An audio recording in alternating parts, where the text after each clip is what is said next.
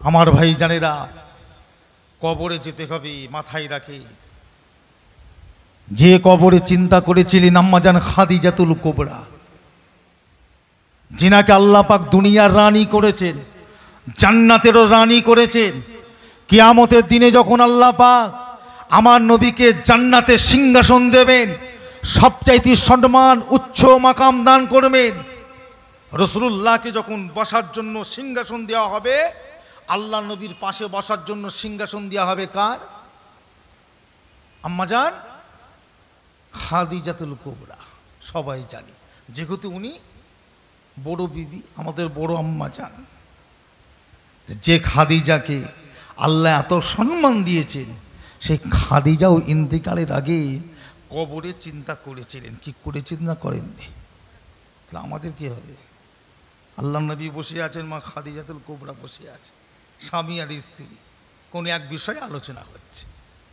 আলোচনা করতে করতে হঠাৎ করে আম্মাজান খাদিজাতুল কুবরার কোলের ওপরে আল্লাহ রসুল মাথাটা দিয়ে শুয়ে পড়লেন। জোরে বলুন না সুবহানাল্লাহ। কি মহাব্বত আল্লাহ দিয়েছেন। আল্লাহ রসুলের থেকে আম্মাজান খাদিজাতুল কুবরা 25 বছরের বড়, 25 বছরের বড়। আল্লাহ নবী কোলের ওপরে, এই 15 বছরের বড়, কোলের ওপরে মাথা দিয়ে শুয়ে পড়েছে। আল্লাহ নবী যখন 25 বছর, আম্মাজান খাদিজা তখন 40 বছর, 40 বছর বয়স, 15 বছরের বড়। তো কোলের ওপরে মাথা দিয়ে শুয়ে আছে, গল্প করছে। এটা আমাদের প্রত্যেকের বাড়িতেই কম বেশি হয়। আল্লাহ মহাব্বত আল্লাহ দিয়েছে, স্বামী স্ত্রীর ভিতরে গল্প করছে। গল্প করতে করতে হযরতে মা খাদিজা হাসতে হাসতে হঠাৎ করে কেঁদে ফেললেন। তো আল্লাহ নবী জিজ্ঞাসা করলে, খাদিজা, আমি তো তোমাকে রাগ করিনি, বকিনি, মুখ করিনি, তোমাকে কোনো কষ্টের কথা, দুঃখের কথা বলিনি, খাদিজা তুমি হঠাৎ করে কাঁদলে কেন? এতে কিনা আমাদের কি শিক্ষা নেওয়া দরকার? দেখেন, যাকে আল্লাহ পাক দুনিয়া আখিরাতে রানী করেছেন, বড় বড় রানী করেছেন, যাকে আল্লাহ নবী পাকের বড় বিবি করেছেন, আমাদের বড় আম্মা করেছেন, তিনার ধারণা, তিনার চিন্তাটা কি ছিল, আর আমাদের চিন্তাধারাটা কেমন, কিভাবে চলছে। মুখের মধ্যে একটাই কথা, ফুরফুরা শরীফের মুরিদ আমরা। তা ফুরফুরা শরীফের মুরিদ বলে কি নাজাত পেয়ে যাবে নাকি? কথা বলেন না কেন? ফুরফুরা শরীফের মুরিদ বলে কি আল্লাহ ছেড়ে দেবে? নামাজ নেই, ভালো কাজ নেই, শরিয়াতের উপর চলা নাই, সারাদিন বসে বসে ক্যারাম বোর্ড খেলছে, তাস খেলছে, জুয়া খেলছে, লটারি কাটছে, মদ খাচ্ছে, গাঁজা খাচ্ছে, পাবজি খেলছে, ফ্রি ফায়ার খেলছে, মহিলা সমিতি করছে, বন্ধনের কারবার, ছেড়ে দেবে কি? আমার বলাটা কি ভুল হচ্ছে কি? যেই হন না কেন, দাদা হুজুরের মুরিদ হন না দাদা হুজুরের আউলাদি হন, আমি হই, ছেড়ে দেবে? অন্যায় করবেন, বেশরিয়াতি কাজ, আল্লাহ ছেড়ে দেবে? এত সহজ? বলেছি না, আল্লাহ কাউকে চেনে না। আল্লাহ চেনে কাকে? যে আল্লাহর আল্লাহ তাকে চেনে, যে আল্লাহর আল্লাহ পাক তাকে চেনে, যে আল্লাহ নয় আল্লাহ তাকে চেনে না। তা আল্লাহ রসুল জিজ্ঞাসা করলে, খাদিজা তুমি কাঁদলে কেন? চুপ করে আছে। তখন আল্লাহ নবী একটু ঠাট্টা করে বলেন, খাদিজা, আমি গরিব বলে কি তোমার কষ্ট হচ্ছে? নবী তো গরিব ছিলেন। আমি গরিব বলে কি তোমার খুব কষ্ট হচ্ছে? বলে, না ইয়া রাসূলুল্লাহ। তাহলে কাঁদছো কেন? বলছো, হুজুর একটা কথা আমার না মনে পড়ে গেছে, আমি তো বুড়ি হয়ে গেছি, আপনি যুবক, নবী পাকের বয়স তখন 40 বছর, আপনি তো যুবক আর আমি বুড়ি। হুজুর জানি না কবে মরবো, আল্লাহর হুকুম হবে, আমার একটা কথা মনে পড়েছে। নবী বললে, কি বলো? বললো, হুজুর আপনার ওপরে কয়েকটা আমার আশা দাবি, এগুলো কি আপনি আমার একটু পূরণ করবেন? নবী বললে, কি কি দাবি বলো, কি চাও বলো? আমার ওপর আবার তোমার কিসের দাবি? বলছে, হুজুর 1 নম্বর দাবি হলো, আমি যখন মারা যাব আপনার শরীরে জুব্বাটা দিয়ে আমি খাদিজাকে একটু কাফন করে দিতে পারি। একবার জোরে বলবেন না? আল্লাহ নবী বলে এটা আবার কোনো কথা হলো? তোমার যদি আশা থাকে আমার দিতে অসুবিধে কিতে, ঠিক আছে যাও খাদিজা, আমি তোমার এই দাবিটা আমি রাসূলুল্লাহ পূরণ করে দেবো। জোরে বলুন না সুবহানাল্লাহ। আল্লাহ নবী হায়াতে জিন্দেগিতে দুজনকে মাত্র জামা দিয়েছিলেন, জুব্বা, এছাড়া আর কেউ পায়নি। একটা হলেন আম্মাজান খাদিজাতুল কুবরা, আর দ্বিতীয়জন হলেন হযরতে ওয়াইস কুরুনি। এছাড়া কিন্তু নবী আর কোনোদিন কাউকে দেয়নি, দুজনকে আল্লাহ নবী দিয়েছিলেন। তা ওয়াইস কুরুনি হুজুর তিনি চান না, কিন্তু তিনি পেয়েছিলেন। আর আম্মাজান খাদিজাতুল কুবরা চাইলেন, আল্লাহ নবী দিলেন এই দুজনকে। তা আল্লাহ নবী কথাটা বললেন, খাদিজা ঠিক আছে যাও, আমি রাসূলুল্লাহ তোমার কথাটা মেনে নিলাম। তবে খাদিজা আমাকে একটা কথা বলো, আমার জুব্বাটা দিয়ে তোমার কাফন করলে কি তোমার লাভ হবে? ও ভাই জানেরা, আম্মা জান খাদিজা জবাব দিলেন, ইয়া রাসূলুল্লাহ বিমাল্লাহ, আপনার জুব্বাটা দিয়ে যদি আমাকে কাফন করেন, ওই অবস্থায় যদি আমাকে কবর দেওয়া হয়, আমি খাদিজা বিশ্বাস করি আমার আল্লাহ পাক আমাকে কিয়ামত পর্যন্ত কোনো আযাব দেবে না। আল্লাহ রাসূল বলছে, খাদিজা আমার জুব্বা আর তোমার কবরের আযাবের মধ্যে কিসের জন্য, কেন হবে না? আমার জুব্বা পড়লে তোমার কবরে আযাব হবে না, তুমি জানলে কি করে? বলো, তুমি জানলে কি করে? বলি, ইয়া রাসূলুল্লাহ হাবিবাল্লাহ, আমি খাদিজা বিশ্বাস করে আপনার জুব্বা মোবারকে, আপনার জেসেম মোবারকের একটা খুশবু আছে, জেসেমের একটা খুশবু আছে, ওই জুব্বাটা যদি আমাকে জামা করে দিয়ে কবর দেওয়া হয়, আল্লাহ পাক ওই অবস্থায় যখন আপনি আমাকে কবর দেবেন, কবরের মাটি আপনি বলেছেন ও খাদিজা, মানুষ মারা যাওয়া পরে কবরের দুই পাশের মাটিটা ওই মানুষটার সঙ্গে মোলাকাত করতে আসে, বুকে বুকে মিলতে আসে।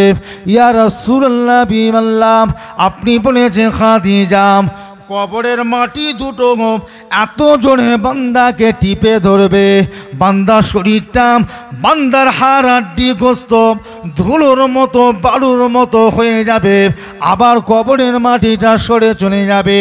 এই রকম করে প্রত্যেকটা কবরের মধ্যে তিনবার করে কবরের মাটি মোলাকাত করবে। ইয়া রাসূলুল্লাহ বিমাল্লাহ, আমি খাদিজা আমার কবরের মধ্যে যদি কবর এইভাবে মোলাকাত করে, আমার শরীরে ক্ষমতা নাই, আমার শরীরে শক্তি নাই, কবরের চাপ কেন আমি সহ্য করব? ইয়া রাসূলুল্লাহ বিমাল্লাহ, আমি খাদিজা সেই জন্য আপনার ওপরে আসাম, আপনার জুব্বা দিয়ে যদি আমাকে কবর দেন, আমি রাসূলুল্লাহ আপনার জামা পরে যদি আমি খাদিজা যদি শুয়ে থাকে, আপনি রাসূলুল্লাহ শরীরে একটা ঘামের খুশবু আছে, ওই কবর যদি খুশবু পেয়ে যায়, কিয়ামত পর্যন্ত আমি খাদিজা আমার শরীরের মধ্যে টাঙাত স্পর্শ করবে না। পাবেন কোথা? কি কবর হবে তো না হবে না? এটা কথা বলেন না, হবে তো? পাবেন কোথা? মা খাদিজা আল্লাহর নবীকে পেলেন, আদায় করে দিয়েছে, আমরা পাবো কোথা? এতগুলো মানুষ বাঁচবেন কি করে বলুন না? এই যে এতগুলো মানুষ কবর হবে তো, বাঁচাবে কি? আল্লাহ নবী ছিলেন, আম্মাজান খাদিজাতুল কুবরা আশা করলেন, নবী দিয়ে দিলেন। নবী তো এখন আমাদের সামনে নাই, তাহলে আমরা কোথায় পাবো? আমাদের জন্য কি নবী রেখে গেছে? এটা কথা বলেন না। এই আমাদের জন্য নবী এরকম কিছু বাঁচা রেখে গেছে কি? রেখে যায়নি? এই রেখে যায়নি? হ্যাঁ, কই কোথায় রেখে গেছে? আমরা বাঁচবো কি করে? ও ভাইয়েরা, মদিনা মসজিদে নববী শরীফে আল্লাহ নবী বসে আছেন। একজন সাহাবা হুজুর আল্লাহ নবীর সামনে এসে দাঁড়িয়ে বললেন, ইয়া রাসূলুল্লাহ, হাবিবাল্লাহ, হুজুর আমি চোখে দেখতে পাই না, চোখটা আমার অন্ধকার, মন আমার চায় আপনার চাঁদ মুখটা একবার দেখব, কিন্তু আমার চোখে কান আমি দেখতে পাই না। সবাই আপনার মুখটা দেখে, আমারও মনটা চায় আমি আপনার মুখটা একবার দেখব। আল্লাহ নবী নিজের মুখের মধ্যে শাহাদত আঙুলটাকে দেব থুতু একটু লালা বের করে সাহাবা হুজুরের চোখে লাগিয়ে দিলেন। সঙ্গে সঙ্গে আল্লাহ পাক সাহাবা হুজুরের অন্ধ চোখটাকে আল্লাহ পাক খুলে দিলেন। আমরা পাবো কোথায়? একটু কথা বলবেন তো। নবী পাক ছিলেন, সাহাবারা যেটা মন চেয়েছে করে গিয়েছে। আল্লাহ নবী ছিলেন, যখন যা যেটা মন চেয়েছে সেটাই করেছে। আর একজন সাহাবা হুজুর দাঁড়িয়ে কাঁদছে। আল্লাহ নবী বলছে, ও কাঁদে কেন? ও কাঁদে কেন? তো কথা বলতে পারে না, বুবা বুবা বলে তো, যে কথা বলে কি বলে? বুবা। পাঁচ থেকে একজন বলছে, ইয়া রাসূলুল্লাহ, ও তো বোবা, ও কথা বলতে পারে না, নিয়ে এসো, ধরে নিয়ে এসো। সাহাবা হুজুরকে নিয়ে এসে আল্লাহ রসুলের সামনে দাঁড় করালে। আল্লাহ নবীর পাশে ছিল খেজুর, একটা খেজুর তুলে আল্লাহ নবী নিজের মুখে দিলেন, এটা চিবালেন। কিছু সময় চিবিয়ে ওই খেজুরটাকে বের করে সাহাবা হুজুরের গালে দিলেন, বাবা খেয়ে নাও তো। সাহাবা হুজুর খেয়ে নিলেন। আল্লাহ নবী বললে, বাবা বলো তো আল্লাহ, বলো তো বাবা আল্লাহ। আল্লাহ নবী যে ইশারা করে দেখালেন, ওই বুবা সাহাবাটা জাবার আল্লাহ খুলে দিলেন। মদিনার মসজিদের নববী শরীফে সবার সামনে ওই বুবা সাহাবাটা আল্লাহ বল শক্তি ফিরিয়ে দিলেন। একবার জোরে বলুন না সুবহানাল্লাহ। আমরা পাবো কোথায়? তাহলে আমাদেরকে সেইভাবে চলতে হবে, সেইভাবে চলতে হবে, বাঁচতে হবে তো। হই হই করে কাটিয়ে দিয়ে সময় নষ্ট করে এইভাবে তো চলে গেলে হবে না। যেতে গেলে যাবার মতো যেতে হবে, তৈরি হয়ে যেতে হবে, কমপ্লিট জীবন তৈরি করে আমলের জিন্দেগি তৈরি করে তবে যেতে হবে। একটু যদি ওলট পালট হয় তাহলে কিয়ামতের দিন কেউ চোখে দেখবে না। একটা দুটো মানুষ, বর্তমান পৃথিবীতে যদি 800 কোটি মানুষ হয়, কত কোটি মরে গেছে আর কত কোটি আসবে, সমস্ত কোটি এক জায়গায় হবে। বর্তমান পৃথিবীতে 800 কোটি, তাতেই আমরা হাঁপ ছাড়ছি। বাপরে বাপ, কত মানুষ, কত মানুষ। কি কথা ঠিক না ভুল বলছি? আর কি আমাদের মাঠে কি হবে একটু ভাববেন না? আপনি কি মনে করেন দুনিয়াটাই শেষ? দুনিয়াটাই কি শেষ? দাঁড়ান, যাবেন কোথা? একটা একটা করে সব যেতে হবে, দৌড়ছেন কোথা? যদি বাঁচতে চান ফিরে আসেন, যদি বাঁচতে চান ফিরে আসেন, এখনো সময় আছে। কেউ নেবে না। কে নেবে আপনাকে? আল্লাহ আমার নবী পাককে যে নিয়ামত করেছে, সেই নিয়ামতের হকদার আল্লাহ আপনাকে করেছে। যদি বলুন না সুবহানাল্লাহ। ছাড়েন না। আবু বকর সিদ্দিককে সঙ্গে করে আল্লাহ নবী চলে যাচ্ছেন হিজরতে, হিজরতে যাচ্ছে। সারা রাত হাঁটার পরে আবু বকর বলছে, হুজুর সকাল হয়ে গেছে, আর যাওয়া যাবে না। কেন বাবা? হুজুর ওরাও কিন্তু পিছে পিছে আসছে, দিনের আলোতে ওরা কিন্তু আমাদেরকে দেখে ফেলবে। হুজুর চলেন যাই, আমরা একটু কোথাও লুকিয়ে পড়ি, সন্ধ্যা হলে অন্ধকার হলে আবার বেরোব, আবার বেরোব। আল্লাহ নবীকে বুঝিয়ে হযরত আবু বকর সিদ্দিক একটা গর্তের মধ্যে ঢুকলেন, গুহার ভিতরে অন্ধকার গর্তে যে বসে আছেন। আবু বকর নবী পাকের মুখের দিকে চেয়ে খুব মায়া লাগছে। সারা রাত হেঁটেছে, কি বলে, সারা রাত হেঁটেছে, আর পারে? আবু বকর বলছে, হুজুর আমার কোলে একটু মাথা দিয়ে শোন, আমার কোলে একটু মাথা দিয়ে শোন, আর আমি আবু বকর একটু হেলান দিয়ে আমি একটু ঘুমাই, আপনি একটু ঘুমান। আল্লাহ নবী কি করলেন? আবু বকরের কোলের ওপরে মাথাটা দিয়ে শুয়ে পড়লেন। আর আবু বকর চুপ করে আল্লাহ নবী কেলে বসে আছে। সূর্যের আলো পড়তে আবু বকরের নজরে পড়ে গেল ওই গুহার ভিতরে অনেক ছোট ছোট চিত্র আছে। হঠাৎ করে মনে পড়ে গেল, চিত্রের ভিতর থেকে যদি কোনো পোকামাকড় ভিতর থেকে বেরিয়ে এসে কামড়ে দেয়, আমি আবু বকর সিদ্দিক আল্লাহ পাকের দরবারে কি জবাব দেব? এই চিন্তা ভাবনা করে আবু বকর সিদ্দিক নিজের পাগড়িটাকে খুলে ফেলে পাগড়িটাকে ছিঁড়ে ছিঁড়ে যত গর্ত ছিল সমস্ত ছিদ্রগুলোকে মুজাতে লেগেছে। মুজাতে মুজাতে কাপড় শেষ, আর কাপড় নাই, একটা ছিদ্র বাকি রয়ে গিয়েছে। আবু বকর সিদ্দিক নিজের গোড়ালিটা দিয়ে গর্তের মুখে চেপে চুপ করে বসে আছে।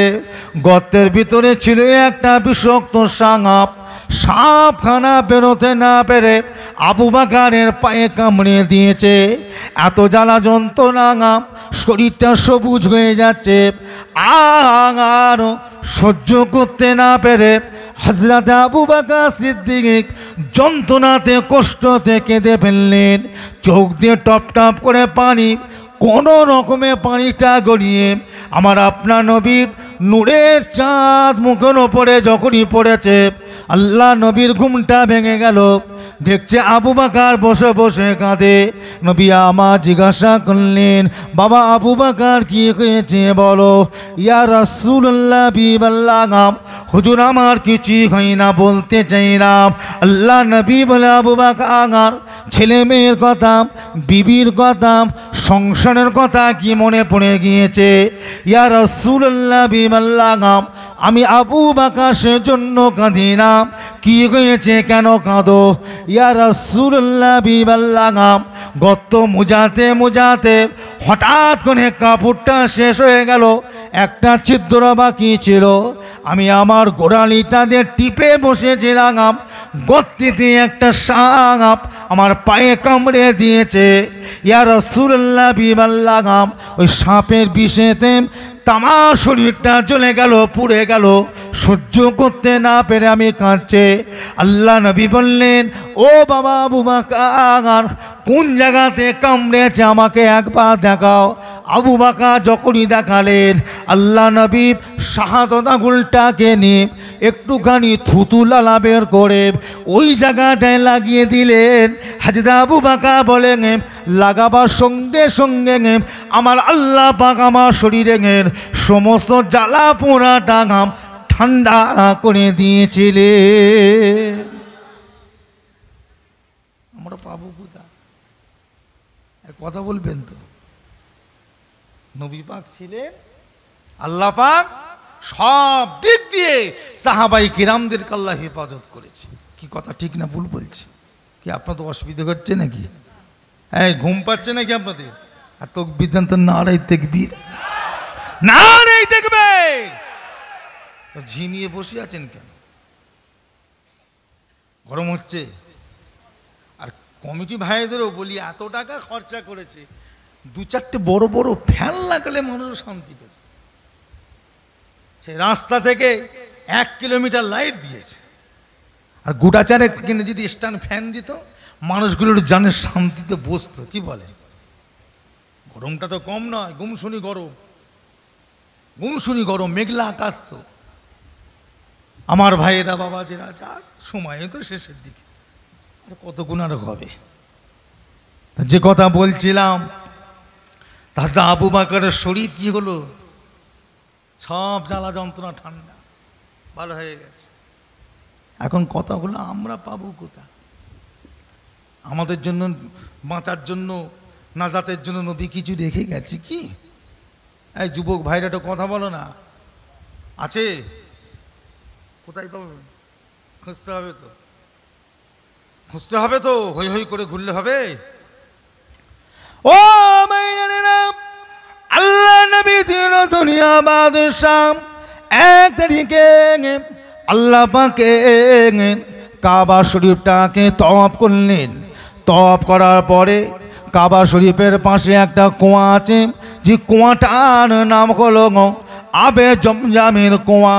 হুকুম হলো তওয়াফ করার পরে ওই আবে জমজমের পানিকে তবে সাফা মারওয়া সাই করতে হয়।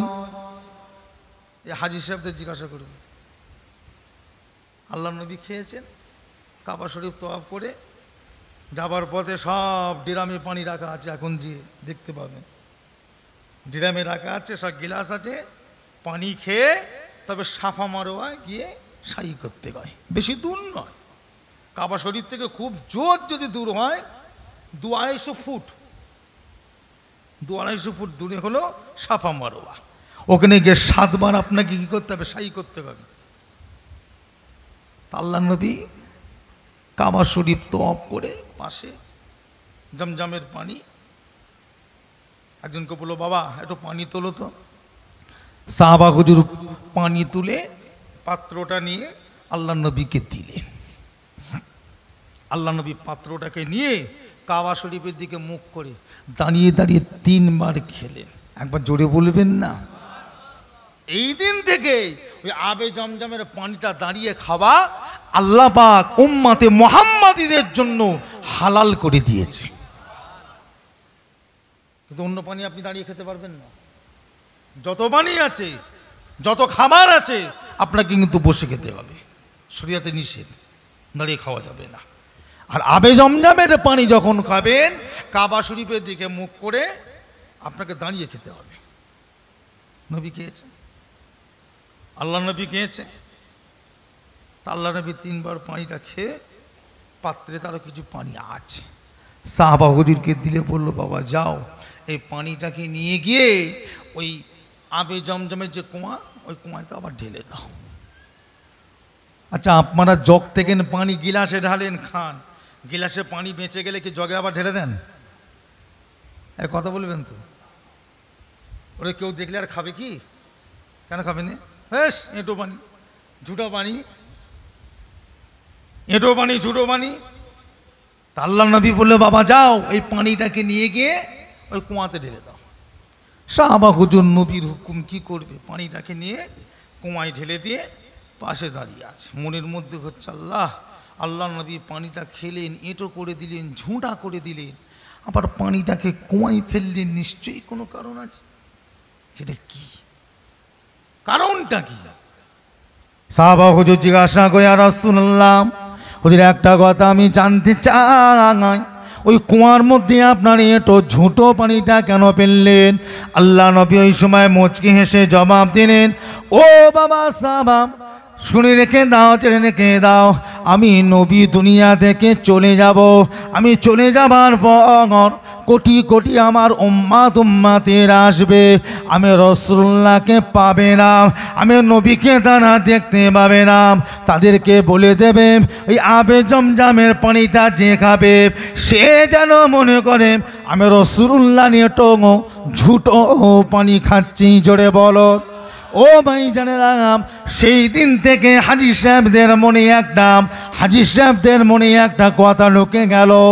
আজও পর্যন্ত দেখবেন যত হাজিরা হজে যায় ওই এহরামের কাপড়টা যে নিয়ে যায়, হজ হয়ে গেলে ওই এহরামের কাপড়টাকে ওই আবে জমজমের পানিতে ধুয়ে এনে বাড়িতে রেখে দেয়। বাড়িতে সবাইকে বলে দেয় আমি মারা যাবার পর ওই কাপড়টাকে দিয়ে আমাকে কাফন দেবে। ও ভাই জানেরা, কিসের জন্য কথাটা বলে যায়? তাদের মনে একটা চিন্তা আছে, তাদের মনে একটা ভালোবাসা আছে যে ওই পানিতে এমন একটা পানিতে ধোয়াম, এমন একটা পানিতে কাপড়টা ধোয়াম যে পানিতে রাসূলুল্লাহর লালা মুবারকের খুশবু আছে, আল্লাহ নবী থুতু মুবারকের খুশবু আছে। কাপড়টা যদি আমার কাফন করে দেওয়া হয়, ওই অবস্থায় যদি আমাকে কবর দেওয়া হয়, আম্মা জান খাদিজা বলেছিলেন ইয়া রাসূলুল্লাহ বিমাল্লাহ, আপনার জিসমের খুশবু, আপনার ঘামের খুশবু যদি থাকে আমার কবরে আল্লাহ পাক কিয়ামত পর্যন্ত আযাব দেবে না। হাজী সাহেবদের মনে বিশ্বাস ওই কাপড়টা দিয়ে যদি কাকে কবর দেওয়া হয়, নবী পাকের লালা মোবারক আল্লাহ নবী থুতু মোবারকের খুশবু আছে কিয়ামত পর্যন্ত। আমার কবরে আমার আল্লাহ আজ আরাম দেবে না। ওই নবী রেখে গেছে, ওই নবী পাক রেখে গেলে ওই আবে জমজমের পানি। ওই জন্য আবে জমজমের পানিটাকে বলা হয় হাজার বিমার কি শেফা, সমস্ত রোগের ঔষধ আল্লাহ ওই পানিতে রেখে দিয়েছে। একবার জোরে বলবেন না? ওই পানিতে আল্লাহ পাক আমার নবী পাকের লালা মুবারকের কি বরকত, সম্মান, ইজ্জত যে যা নিয়ে দেখায় আল্লাহ পাক তার নিয়তকে কবুল করে। কি করে না? রেখে দেবেন বাড়িতে। নবী পাক সবাইকে যেমন দিয়ে গেছেন, আমার আপনার কথা চিন্তা করে কিয়ামতের পর্যন্ত যত মানুষ সবাই চিন্তা করে রেখে গেলে। কিন্তু আমরা সেই নবীর কোনো কথা নাই, মনে চিন্তা নাই। ও হচ্ছে হবে কোন, হচ্ছে হবে কোন, এই হচ্ছে হবে কোন, হচ্ছে হবে কোন করে বয়স কমছে না বাড়ছে? বলবেন তো? বয়স আমাদের দিন দিন বাড়ছে না কমছে? বাড়ছে। হায়াত কমে যাচ্ছে, মরতে হবে এই দুনিয়া, কারণ বাঁচা থাকার জায়গা নয়। আল্লাহ পাক আপনাকে আমাকে ফুরফুরা শরীফের মুজাদ্দিদুজ্জামানের ওসিলায় আল্লাহ আমাদের আপনাকে এত সুন্দর সমাজ, এত সুন্দর দিন, আল্লাহ শরিয়াতকে আল্লাহ মিলিয়েছে। কোনো জিনিসের কিন্তু অভাব নাই। কি আমাদের সেলসরা কোনো জিনিসের কমতি আছে কি? জোরে বলেন। সব পেয়ে গেছে। কোনটা বাকি আছে বলেন? যেগুলো দরকার বাঁচার জন্য সব পেয়ে গেছে। কিন্তু আমরা অবজ্ঞা, অপগ্রাহ্য করে চলে যাচ্ছি, কোনো ধারণা নেই, চিন্তা নেই, ও হচ্ছে হবে না। ভাই, এইভাবে ছেড়ে দিয়ে চলে গেলে হবে না। হাই হাই করতে হবে কবরে পড়ে। কিয়ামতের দিন কে বাঁচাতে যাবে? কেউ কাউকে দেখবে না, কেউ কাউকে দেখবে না। আমার ভাই জানেরা, ভালো হতে শেখেন, চরিত্রবান হন, আখলাকবান হন, আখলাকে রসুল তৈরি হন, আখলাকে আউলিয়া হন। আল্লাহর ওলিরা যেভাবে শিক্ষা নিয়েছেন তাদের দিকে তাকান, তাদের দিকে চিন্তা ভাবনা করে নিজে সেইভাবে আমলের জিন্দেগি তৈরি করেন। কথা বুঝতে পেরেছেন? মুজাদ্দিদুজ্জামান দাদা হুজুর এমনি হয়ে যায়নি, এমনি হয়নি। কত কষ্ট, কত মেহনত, কত রাত জেগে আল্লাহ আল্লাহ রসুলকে পাওয়ার জন্য একদিন দুদিন নয়, ওনার জীবনীতে পাওয়া যায় 22টা বছর জঙ্গলে বসেছিলেন। একবার জোরে বলবেন না? কত বছর? 22 বছর। এই ছোট হুজুর কেবলাকে আপনারা কেউ দেখেছেন? এই সুরিয়া হুজুর কেবলা আসতেন, এই সুরিয়াতে ছোট হুজুর কেবলা আসতেন। ওনার জীবনী ঘেটে দেখেন কত বছর? 18 বছর। কোথায়? ওই ধনপুতা জঙ্গলে, যেখানে দাদা হুজুর কেবলা বসতেন, একই জায়গায়। দাদা হুজুর কেবলা বসেছিলেন 22 বছর, ছোট হুজুর কেবলা বসেছিলেন কত বছর? 18 বছর। ছোট হুজুর কেবলা যখন ইন্তেকাল হবে বিছানায় শুয়ে আছে, মেজ হুজুর কেবলা তখন হায়াতে বেঁচে। ছোট ভাইকে দেখতে এলেন, পাশে এসে বসেছেন, সালাম কালাম কথাবার্তা চলছে। হঠাৎ করে মেজ হুজুর কেবলা হাতটা ছোট হুজুর ধরেছে, হাউ হাউ করে কাঁদছে। মেজ হুজুর কেবলা জিজ্ঞাসা করলে, এই জুলফিকার, কি হয়েছে, কাঁদো কেন? কি হয়েছে তোমার? ছোট হুজুর কেবলা কাঁদছে বাচ্চা ছেলের মতো, বলতে চাই না। হ্যাঁ, কি হয়েছে বলো?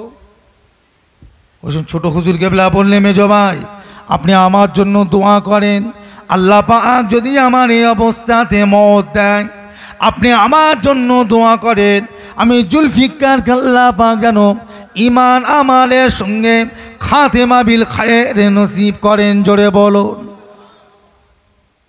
কত বড় দোয়া চিন্তা করে। যে মানুষটা এত বছর জঙ্গলে কাটালো, সে মানুষটা দোয়া চাইছে ঈমান আমাল খাতেমা বিল খায়, তাহলে আমাদের কি হবে? কথা বলেন না কেন? ঈমান আমালে দোয়া চাইছে, আল্লাহ পাক যেন আমাকে ঈমানের সঙ্গে আমলের সঙ্গে কলেমা পড়তে পড়তে আল্লাহ যেন আমাকে মওত দেয়, সেই দোয়া চাইছে।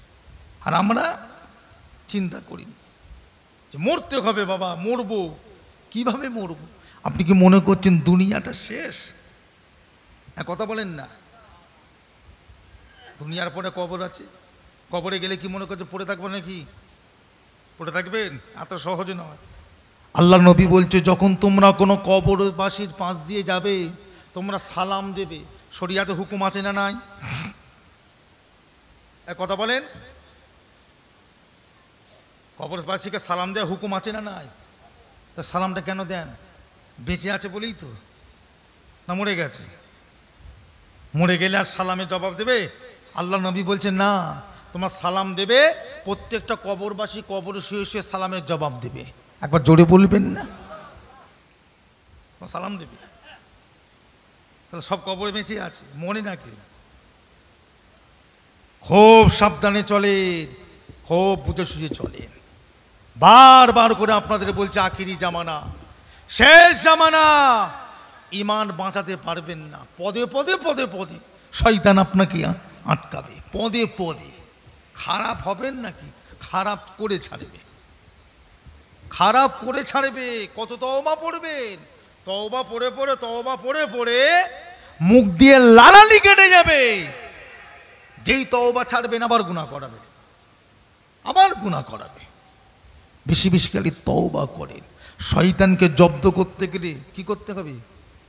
খালি তওবা। লা হাওলা ওয়ালা কুওয়াতা, আস্তাগফিরুল্লাহ। লা হাওলা ওয়ালা কুওয়াতা না হয় আস্তাগফিরুল্লাহ, দুটোর মধ্যে যে কোনো একটা মজবুত করে ধরে তওবা করলে কি হয়? কি হয়?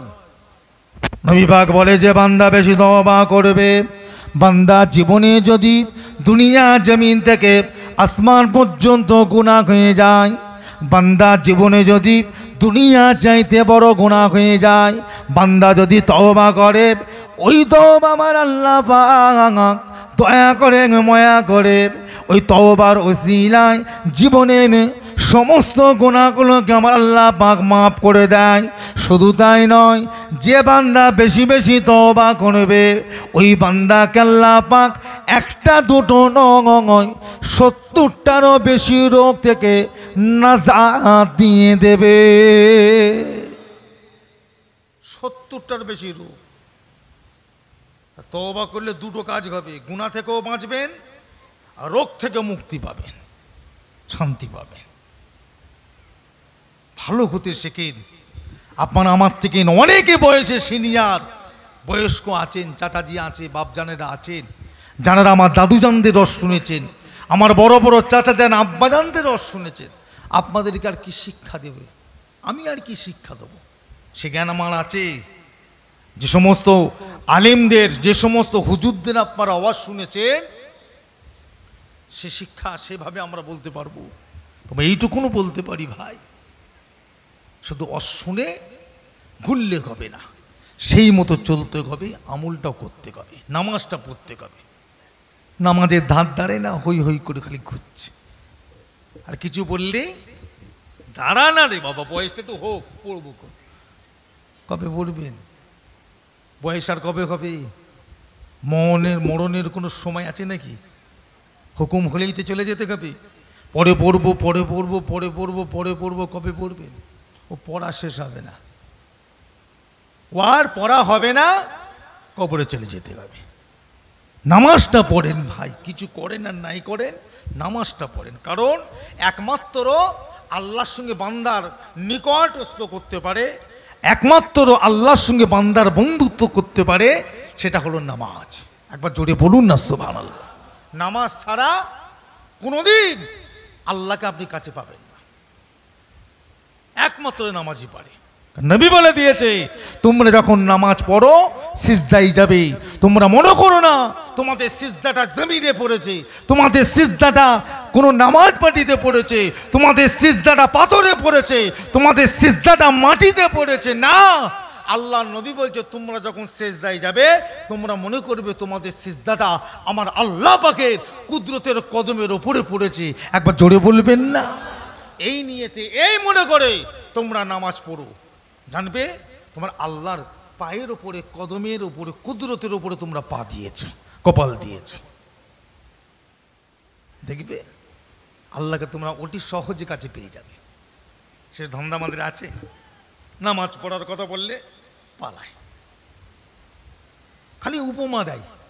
ধর ভাই আমি সেই রকম না, আমাদের কিছু নিয়ম টিয়ম জানি না, কি নামাজ পড়বো কি বলেন না? এই কিছু জানে না বলে কি ওর নামাজ মাপ? বলুন, আপনি কিচ্ছু জানেন না, জীবনে স্কুলে পড়েন না, মাদ্রাসায় পড়েন না, কিন্তু আল্লাহ আপনাকে টাকা দিয়েছে, টাকা। আর বাড়িতে রাখলে চোরের ভয়, কি করবেন? ব্যাংকে রাখবেন। আর ব্যাংকে এখন টাকা তুলতে গেলে সই লাগবে। পড়ালেখা করেন না, সই করবেন কি করে? আর টাকা তুলবেন কি করে? কথা বলবেন তো,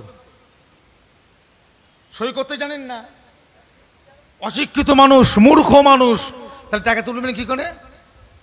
তার জন্য কি আছে? টিপ আছে না? তাহলে তার জন্য যদি বিশ্বাসের ওপরে টিপ দিয়ে টাকা দিয়ে দেয়, হাগো আমার আল্লাহ পাক মূর্খদের জন্য কোনো ব্যবস্থা কি করে না? শিক্ষিতের জন্য যেমন ব্যবস্থা করেছে, নিশ্চয়ই আমার আল্লাহ মূর্খদের জন্য ব্যবস্থা করেছে। সেটা কি, কিরকম করে? আল্লাহ নবী বলে, তোমরা যদি কিছু না জানো, নামাজীদের পাশে দাঁড়িয়ে যাও।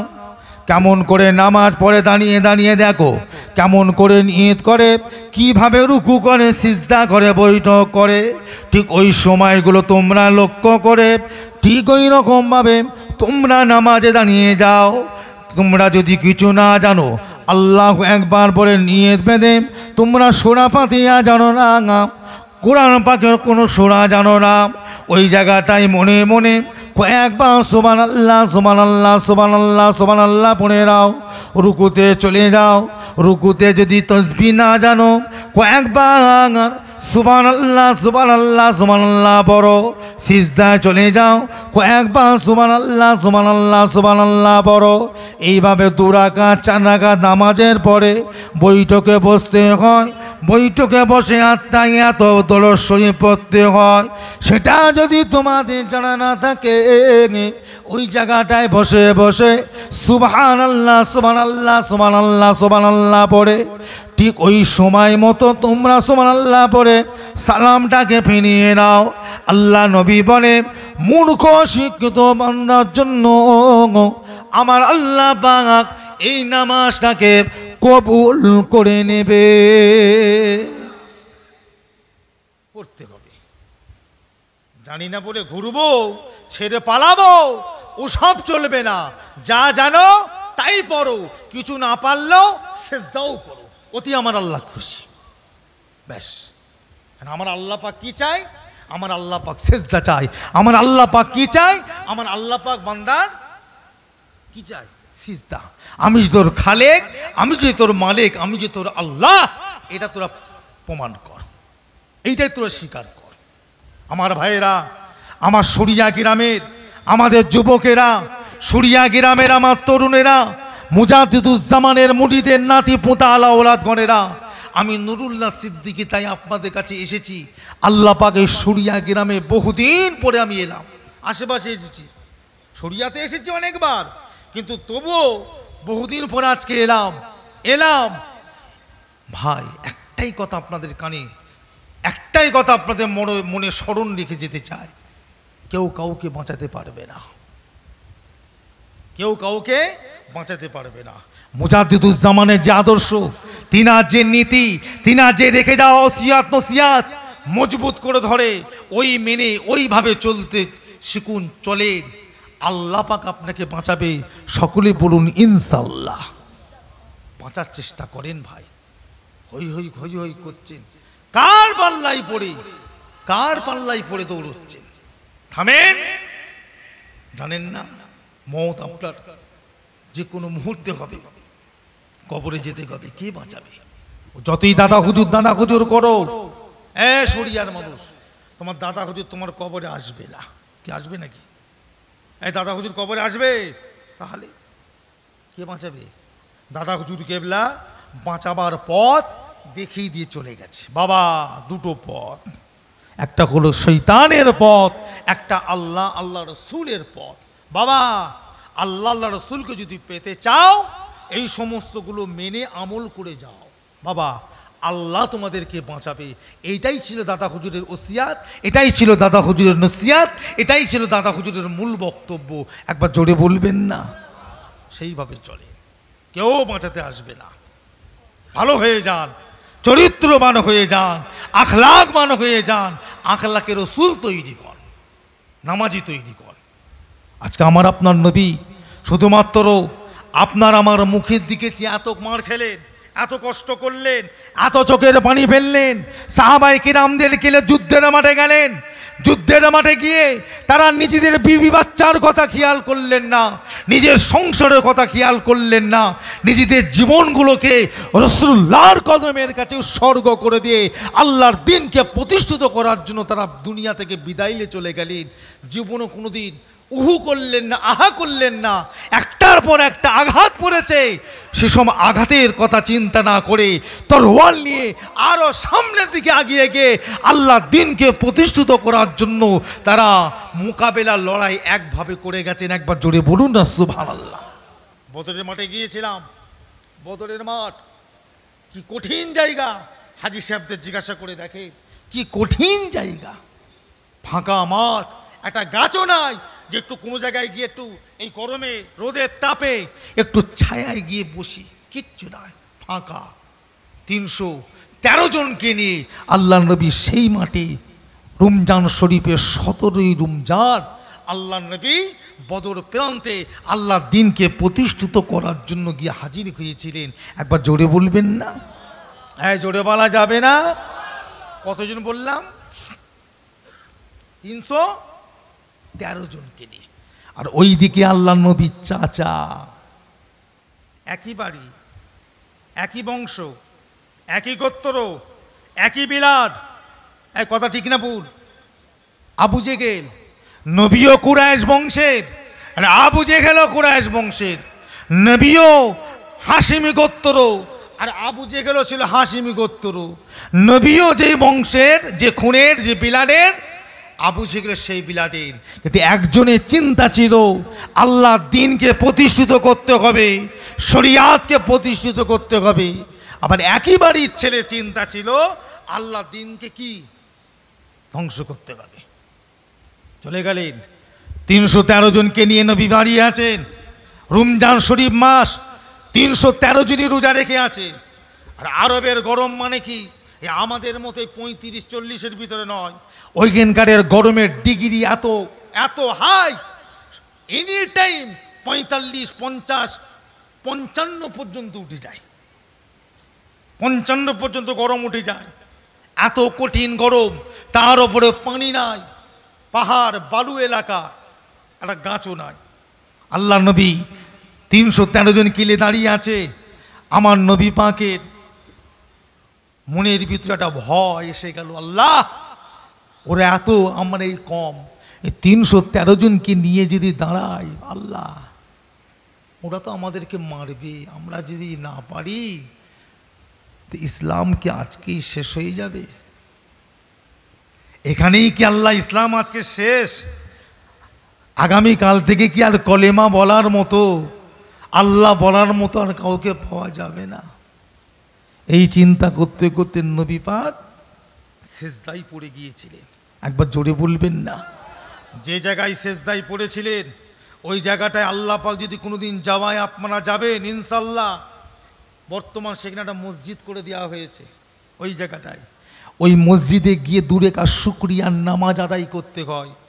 যে হাজী সাহেব 2 রাকাত শুকরিয়ার নামাজ পড়ে দোয়া চাইবে, ওই দোয়াটা আল্লাহর দরবারে কবুল হয়ে যায়।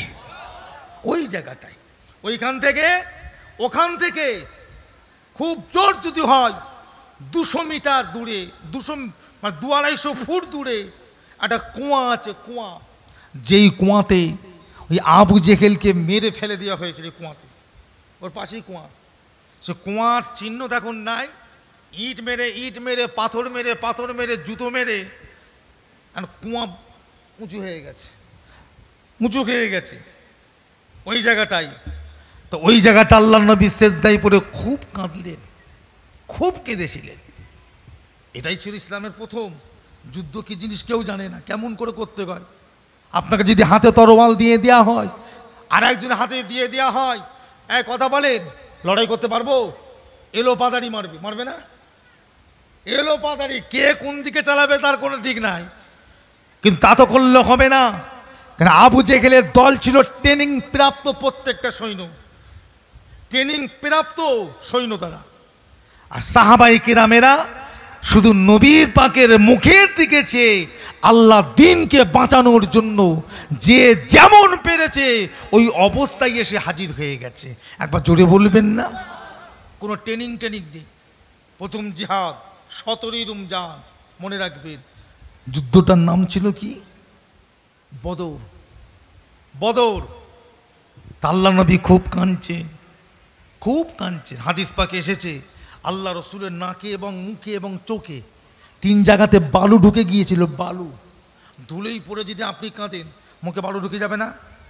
নাকে বালু ঢুকবে না? ধুলো ঢুকে গিয়েছিল। আবু বকর থাকতে না পেরে আবু বকর আল্লাহ নবীর পাশে গিয়ে কাঁদছে আর বলছে, আর রাসূলুল্লাহ আপনি এইভাবে রোজা রেখে কষ্ট করবেন না হুজুর, কাঁদবেন না হুজুর, অসুস্থ হয়ে পড়বেন। নবী আবু বকরের কথা কান দিলেন না, একভাবে কেঁদে যাচ্ছেন, একভাবে। আল্লাহ নবী কোনো মতে সান্ত্বনা পাচ্ছেন না, আবু বকর দিতে পারছে না। নবী পাকের মুখে একটাই কথা, আল্লাহ যদি হেরে যায় সব শেষ, হেরে গেলে সব শেষ, আর কেউ নাই। খুব কাঁদছেন। আবু বকর বলছে, কেন হুজুর হারবেন? আল্লাহ হুকুম করেছেন বলেই তো আপনি এসছেন, কেন আসবেন? আবু বকরের কথা নবী শুনছে না, একভাবে কাঁদছে। কিছুক্ষণ বাদে দেখা যায় নবী পাকের পাশে হযরত জিবরাইল এসে দাঁড়িয়ে পড়ে সালাম দিলেন। আল্লাহ নবী সালামে জবাব দিলেন, হযরত জিবরাইল, ইয়া রাসূলুল্লাহ হুজুর আপনি কাঁদবেন না, আল্লাহ পাক বলে পাঠিয়েছেন হুজুর আপনি উঠে পড়েন।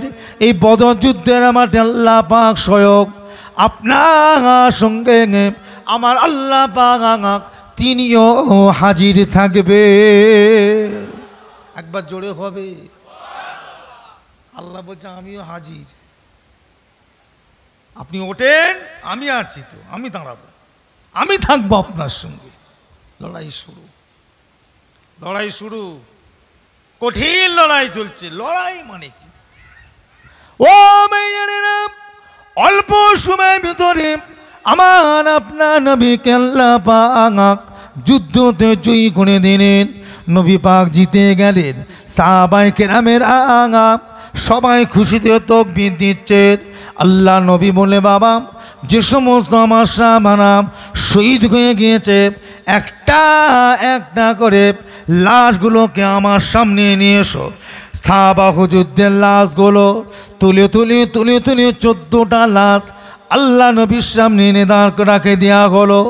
আল্লাহ নবী এক একজনের মুখ দেখে হাও হাও করে কেঁদে কেঁদে দোয়া চায়, আল্লাহ পাক আমি রাসূলুল্লাহ এদের ওপরে খুশি হয়ে গেছি, আপনি এদের ওপরে খুশি হয়ে যান।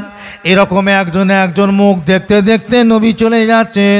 হঠাৎ করে একজন সাহাবা হুজুরের মাথার গোড়ায় গিয়ে যখনই দাঁড়ালেন, দেখতে পাওয়া যায় সাহাবা হুজুরের চোখটা ছিল বন্ধ। আল্লাহ নবী যখনই দাঁড়িয়েছে সঙ্গে সঙ্গে চোখটা খুলে এক দৃষ্টিতে আল্লাহ নবীর চাঁদ মুখের দিকে তাকিয়ে আছে। একবার জোরে হবে না? হাগো, যে মানুষটা মারা যায়, শহীদ হয়ে যায়, সে আর তাকাতে পারে? কথা বলেন না কেন? আল্লাহ নবীর দিকে চেয়ে আছে, লড়েও না চড়ে না, এক দৃষ্টে চেয়ে আছে। সাহাবারা তো সব অবাক, কি ব্যাপার, কি ব্যাপার? যে মানুষটা শহীদ হয়ে গেছে, দুনিয়া থেকে বিদায় নিয়ে এসে সে আবার তাকায় কি করে? কি করে তাকালো? সবাই অবাক। আল্লাহ নবী কিছুক্ষণ বাদে সাহাবারা দেখছে আল্লাহ নবী এক পা দুপা করে আগাচ্ছে। আগিয়ে গিয়ে ওই সাহাবা হুজুরের মাথার গোড়ায় ঠিক কাছাকাছি গিয়ে দাঁড়িয়েছে। যখনই দাঁড়িয়েছে ওই সাহাবা হুজুরের শরীরটা একটা কাঁপুনি শুরু হয়ে গেছে। একবার জোরে বলবেন না? কাঁপুনি।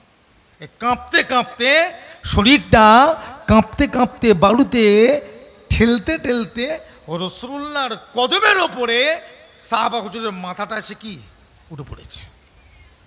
রাসূলুল্লাহ কদমে মাথা উঠে পড়েছে। যখনই মাথাটা কদমে পায়ের ওপর উঠেছে, আস্তে আস্তে কাঁপুনি বন্ধ, ঠান্ডা, চোখটা বন্ধ হয়ে গেল। আল্লাহ নবী সরে চলে এলেন।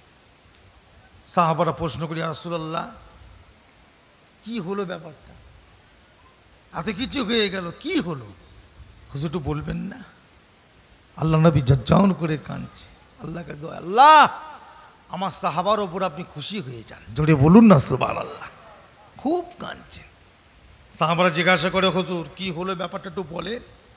নবী পাক ওই সময় জবাব দিলে, বাবা আমি নবী পাক যখন ওর মাথার গোড়ায় এসে দাঁড়ালাম, আমি রাসূলুল্লাহ দেখেও চেয়েছে আমাকে বলে, ইয়া রাসূলুল্লাহ হাবিবাল্লাহ, হুজুর এখন আমার শরীরে জান বেঁচে আছে, মরি না, এখনো পর্যন্ত আমার শরীরে জানটা আছে, শুধুমাত্র একটা কারণ, যত সময় পর্যন্ত আপনার কদমে আমার শরীর না ঠেকবে, আপনার কদমে আমার মাথাটা না দেখবে, হুজুর আমার মওত হবে না, হুজুর আমার জান বের হবে না।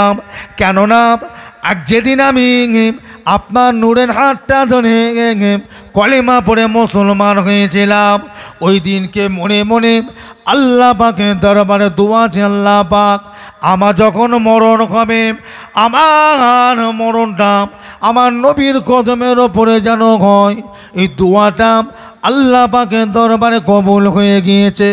ইয়া রাসূলুল্লাহ হাবিবাল্লাহ, হুজুর আপনি আমার কাছে শুনে আসে, হুজুর আপনি আমার কাছে শুনে আসেন।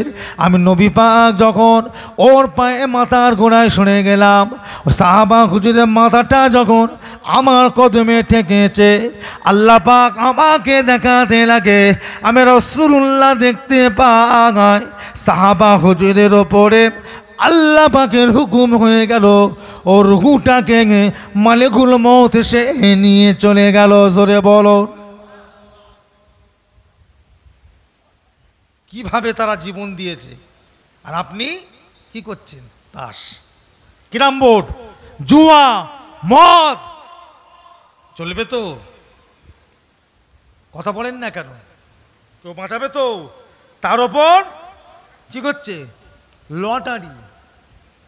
একদম তো এটা মানে লটারি মানে কি, এটা একদম বর্তমান সময় প্রত্যেকটা মানুষের উপরে যেন ফরজে আইন হয়ে গেছে। কথা ঠিক না ভুল বলছি আমি? প্রত্যেকটা বাড়িতে, খারাপ লেবেন না চারু, অধিকাংশ ছেলেরা যুবকেরা এই সন্ধ্যার পরে এরা বেরোয় বাজারে, এই করে। আর বাড়িতে বাড়িতে বাড়িতে বাড়িতে নিজের মাকে, বোনকে, বিবিকে ওই মহিলা সমিতি, কি কথা ঠিক না ভুল বলছি? যতই নামাজ পড়ো, যতই রোজা রাখো, যতই দান খায়রাত করো, যতই যাকাত দাও, কপাল ঠুকে ঠুকে কপাল যদি কালো হয়ে যায়, কারোর বাবার ক্ষমতা নিয়ে আপনাকে বাঁচাবে। কারণ আমার নবী পরিষ্কার বলে দিয়েছে, যার শরীরে যাররা পরিমাণে হারাম থাকবে, যার শরীরে যাররা পরিমাণে বিলাদ হারাম থাকবে, ও যতই আল্লাহ বলুক, নবী বলুক, কলেমা পড়ুক, ওর কোনো নামাজ কবুল হবে না। কথা মাথায় ঢুকেছে তো? সেইভাবে চলেন, সেইভাবে চলবার চেষ্টা করেন। আল্লাহ পাক আমাদের সকলকে ঈমানের ওপরে আল্লাহ পাক আমল করা তৌফিক দান করেন। সকলে পড়ুন আল্লাহুম্মা আমিন। একবার জোরে বলা যাবে না? আমার ভাই জানেরা, বাবাজিরা, আমাদের যুবকেরা, মুরব্বীরা, আল্লাহ আমাদের সকলকে খাতেমা বিল খায়ে নসিব করেন। জোরে বলুন আল্লাহুম্মা আমিন। মুক্তাসার করলাম ভাই, রাত্রির 12টা বাজতে যাচ্ছে। যে সমস্ত ভাইয়েরা আশেপাশে আছেন, সকলে মাহফিলের ভিতর ঢুকে আসেন, সকলে মাহফিলের ভিতরে ঢুকে আসেন, মাহফিলের ভিতরে এসে বসেন। দিন বর্তমান সময় কিন্তু আপনার আমার জন্য খুব কঠিন অবস্থা, খুব কঠিন অবস্থা। খুব আমাদের আপনাকে খুব বুঝে শুয়ে চলতে হবে, খুব বুঝে শুয়ে চলতে হবে। মিসিরিকে কি গো, ওই আপনার কি বলে ফটকিরিকে মিসিরি বলে খেয়ে ফেললে হবে না। দুটো কিন্তু দেখতে এক, স্বাদ কিন্তু আলাদা। কি কথা ঠিক না ভুল বলছি? দুটো দেখতে এক। ফটকিরি চেনেন তো? এই নাপিতের দোকানে দাড়ি কাটার পরে, চুল কাটার পরে এটা ঘষে দেয় না? আর মিচিরি বোঝেন তো? মিচিরি, মিচির শরবত, দুটো কিন্তু একই দেখতে, একই দেখতে, দুটো কিন্তু দেখবেন ভাঙলে একই অবস্থা, কিন্তু কোনটা মিশিরি আর কোনটা কি আপনার কি বলে ফটকিরি বুঝবেন কি করে? আমাদের সমাজের ছেলেরা কিছু অবুঝ আছে, অবুঝ আছে, বিয়াক্কেল কিছু আছে, এরা কোনটা মিশিরি আর কোনটা ফটকিরি এখনো পার্থক্য করতে পারে না। এরা মিশিরিকে ফটকিরি, এই ফটকিরিকে মিশিরি বলে খেয়ে বসে আছে। সেইভাবে আমাদের বাঁচতে হবে। আসেন, শেষ করবার পূর্বে আজ সুরিয়া গ্রাম থেকে সেই সোনার মদিনাতে নবী পাকের উপরে সালামে নজরানে তোহফা সকলে পৌঁছে দিই। যে সমস্ত ভাইরা বাইরে আছেন শেষ দোয়ার জন্য 5টা মিনিটের জন্য হলে ভিতরে এসে সবাই বসেন, সবাই এসে চলে আসেন, কেউ বাইরে দাঁড়াবেন না, সবাই জান্নাতের ভিতরে ঢুকে আসেন। সকলে উঠে দাঁড়ান, সকলে উঠে দাঁড়ান। ইয়া নবী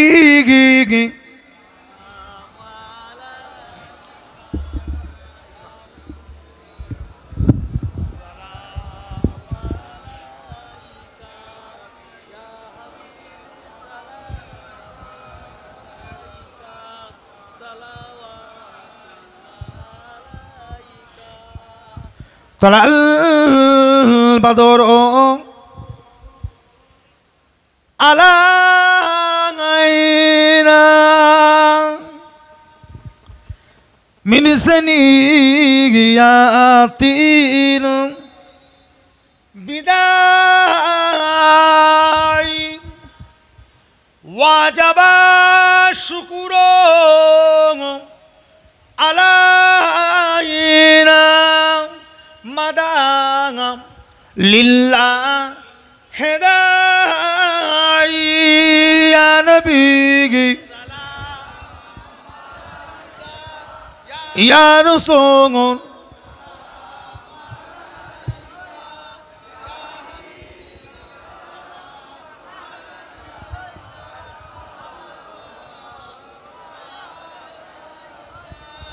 জিবরাইল দিলেন এনজে আওয়াজ, খুলে দাও আসমান আনেন দোয়ার, এসেছেন নবী ঈদের সরদার করিতে আল্লাহ আর দিনা ইয়া নবী ইয়া রাসূল ইয়া হাবিব।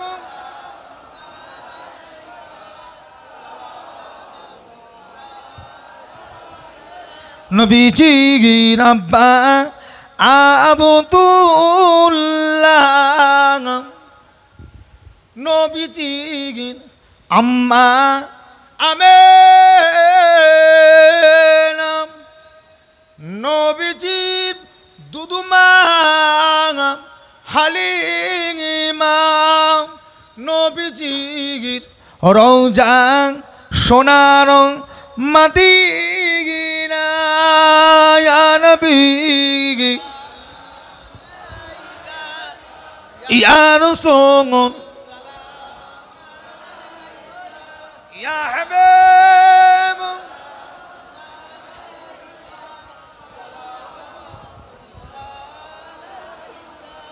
একটু আগে আগে এসে বসেন, পিছনে অনেক ভাই দাঁড়িয়ে আছে, একটু আগে আগে এসে বসেন, সকলে আস্তে আস্তে বসেন, ফাঁকা জায়গাগুলো পূরণ করে সকলে বসেন। দরুদ শরীফ আল্লাহুম্মা